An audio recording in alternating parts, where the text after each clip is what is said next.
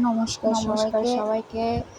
আমার আজকে আমার নীলাদ্রির জন্য মেয়ের আজকে জন্য পুডিং নীলাদ্রির বানালাম। জন্য পুডিং তাল বানালাম। মিছরি দিয়ে দাও, বেবিদের জন্য চিনি ব্যবহার না করাই ভালো। তো তাল মিছরি দিয়ে পুডিংটা রেডি করলাম, দেখেন কেমন হলো। আমার তো দেখে খুব ভালো লাগতেছে।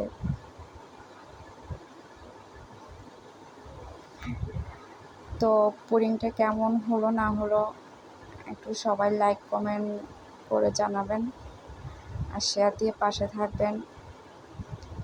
আর রেসিপিটা শেয়ার করলাম না কারণ বিকজ আমি একটু ডাউটের মধ্যে ছিলাম কেমন হয় না হয়। তো পরে কোনো সময় আমি রেসিপিটা আবার যদি বানাই আমি অবশ্যই শেয়ার করব।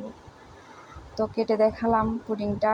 আমার নীলাদ্রি তো হা করে খেতে চাচ্ছে, মনে মনে বলতেছে এটা কি, কখনো তো খায় নাই। খেতে চাচ্ছে আবার খেতে চাচ্ছে না, এরকম অবস্থা আর কি। তো কেটে দেখালাম কীভাবে অনেক তুলতুলে হয়েছে। তো আপনারাও বাচ্চাদেরকে এভাবে রেডি করে খাওয়াতে পারেন।